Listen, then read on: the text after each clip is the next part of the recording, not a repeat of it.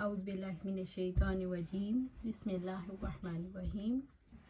ہم دیکھ رہے تھے جنت کا راستہ، اس میں ہم دیکھیں گے اللہ تعالیٰ کے رسولوں پر ایمان۔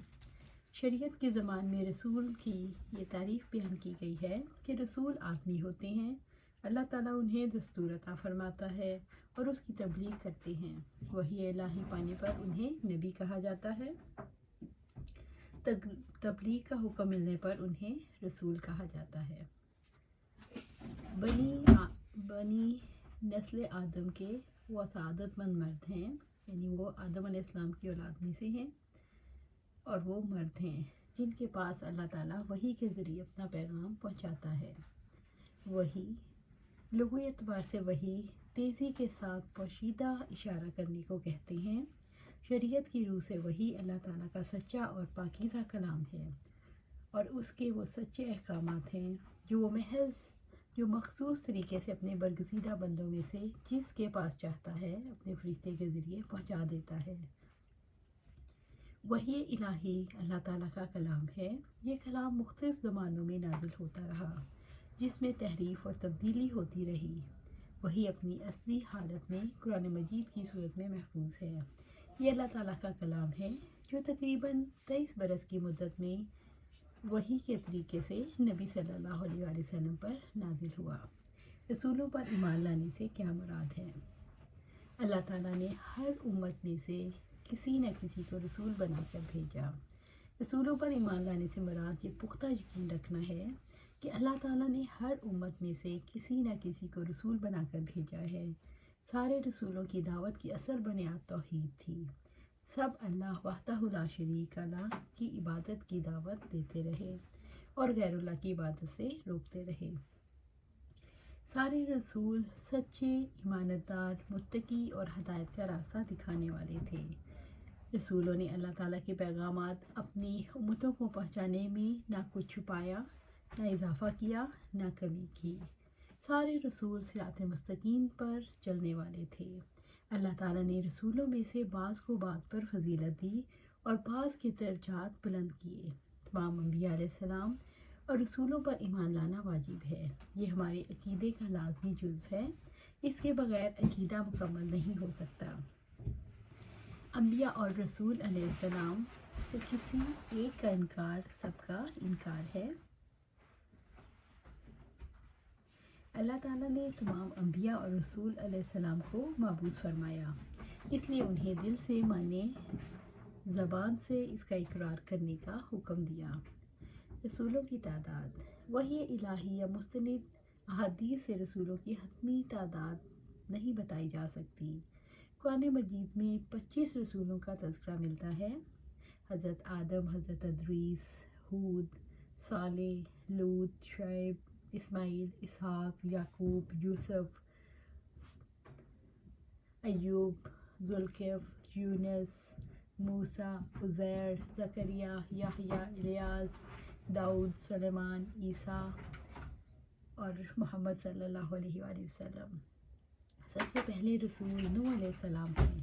محمد صلی اللہ علیہ وآلہ وسلم خاتم النبیین ہیں۔ دوسرے انبیاء علیہ السلام کے مقابلے میں نبی صلی اللہ علیہ وآلہ وسلم کی کیا خصوصیات ہیں؟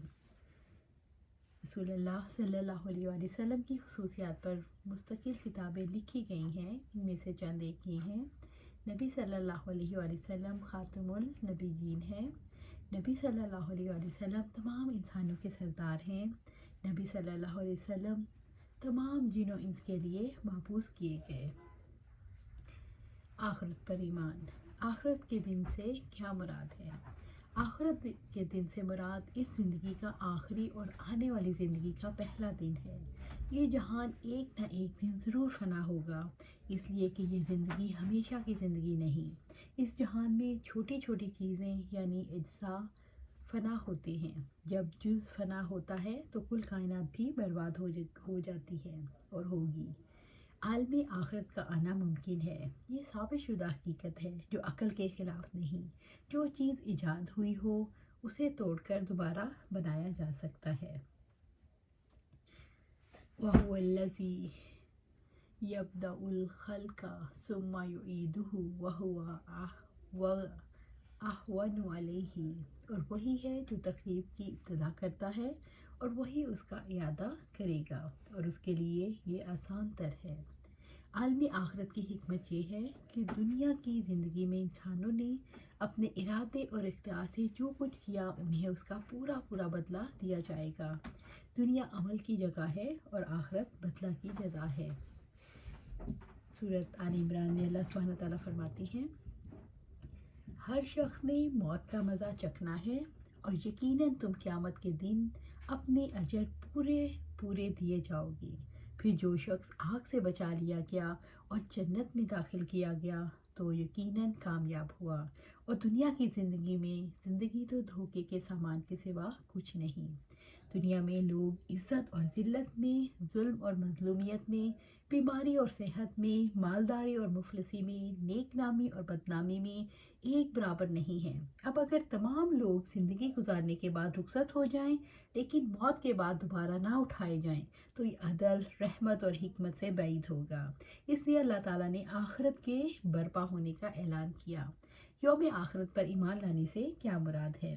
यौम आखिरत पर ईमान लाने में मौत पर, कब्र की आजमाइश पर, कब्र के अजाब या राहत पर, सूर फूंकने जाने पर, लोगों के रब्बुल इज़्ज़त के सामने हाजिर होने पर, अमाल नामे दिए जाने पर, मिज़ान कायम होने पर, पुल सरात पर, हौज़े कौसर और शफ़ात पर, फिर मोमिनों के जन्नत में दाखिले और काफिरों को जहन्नम की सज़ा दिए जाने पर ईमान लाना शामिल है।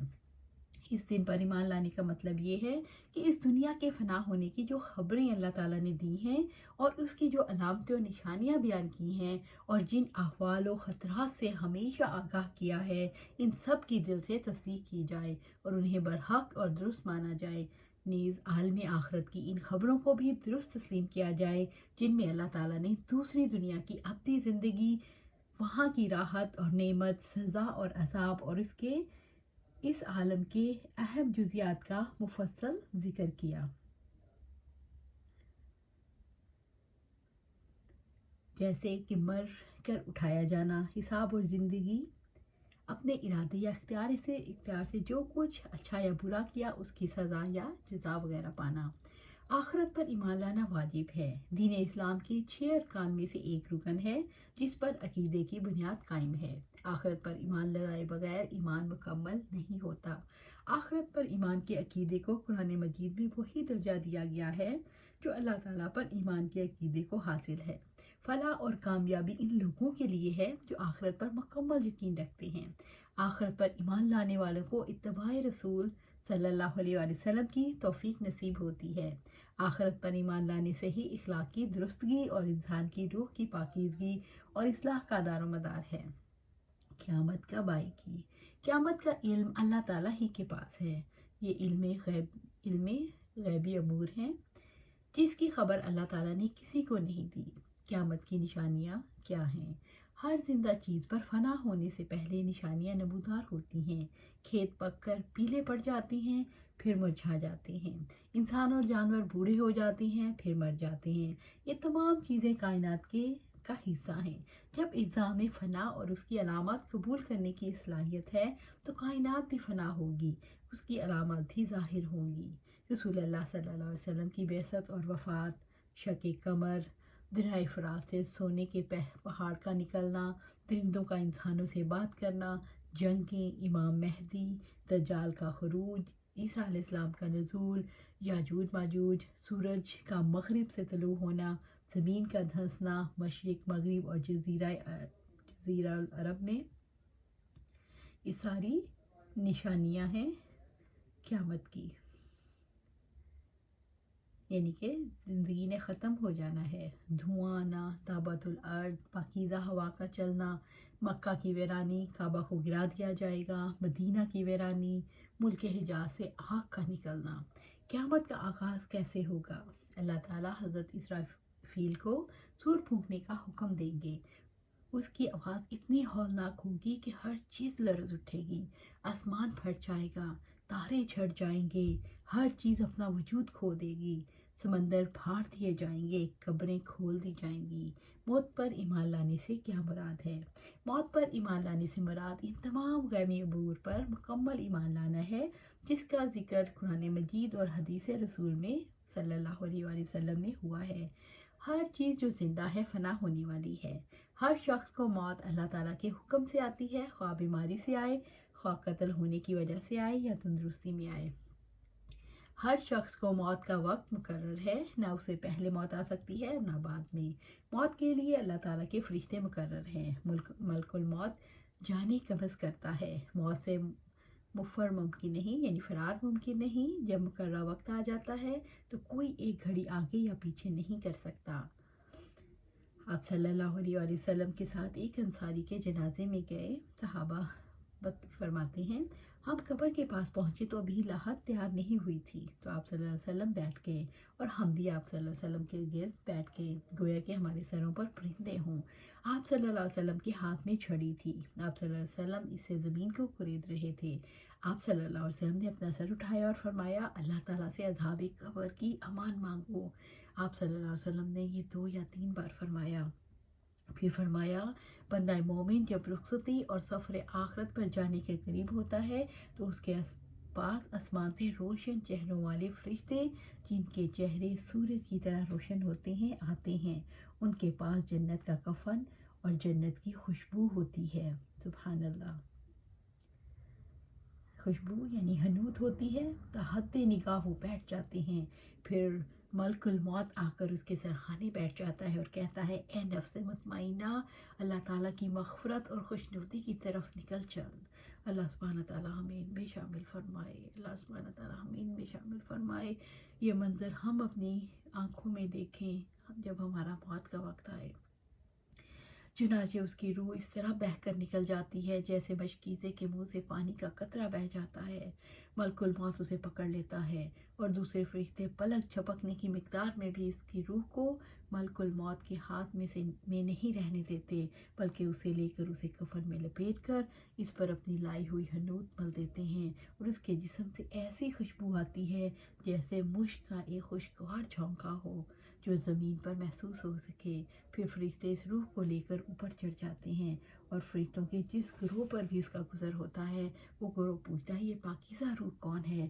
وہ جواب میں اس کا بہترین نام بتاتے ہیں جس سے دنیا میں لوگ اسے پکارتے تھے، حتیٰ کہ اسے لے کر آسمان دنیا تک پہنچ جاتے ہیں اور دروازے کھلواتے ہیں۔ جب دروازہ کھلتا ہے تو ہر آسمان کے فرشتے اس کے مشایت کرتے ہیں اور اگلے آسمان تک اسے چھوڑ آتے ہیں، یعنی سب اس کے ساتھ چلتے ہیں اور اس طرح وہ 7ویں آسمان تک پہنچ جاتے ہیں۔ اللہ تعالیٰ فرماتا ہے میرے بندے کے اعمال یعنی اسے علیین میں لکھ دو اور اسے واپس زمین کی طرف لے جاؤ، کیونکہ میں نے اپنے بندوں کو زمین کی مٹی ہی سے پیدا کیا، اس میں انہیں لوٹاؤں گا اور اسی سے دوبارہ نکالوں گا۔ چنانچہ اس کی روح جسم میں واپس لوٹا دی جاتی ہے۔ سبحان اللہ، سبحان اللہ۔ اللہ سبحانہ تعالیٰ ہمیں ایسی مطمئنہ روح عطا فرمانا جو ہمیں لے کر اوپر آسمانوں تک جائے اور اللہ سے ملاقات کا شرف بخشے۔ پھر اس کے پاس 2 فرشتے آتے ہیں اور اسے بٹھا کر پوچھتے ہیں تیرا رب کون ہے؟ وہ جواب دیتا ہے میرا رب اللہ تعالیٰ ہے۔ اور اسے پوچھتے ہیں تیرا دین کیا ہے؟ وہ جواب دیتا ہے میرا دین اسلام ہے۔ وہ پوچھتے ہیں یہ شخص کون ہے جو تمہاری طرف بھیجا گیا؟ وہ جواب دیتا ہے وہ اللہ تعالیٰ کے پیغمبر صلی اللہ علیہ وسلم ہے۔ وہ اسے پوچھتے ہیں تیرا علم کیا ہے؟ وہ جواب دیتا ہے میں نے اللہ تعالیٰ کی کتاب پڑھی، اس پر ایمان لایا اور اس کی تصدیق کی۔ اس پر آسمان سے ایک منادی کرنے والا پکارتا ہے میرے بندے نے سچ کہا۔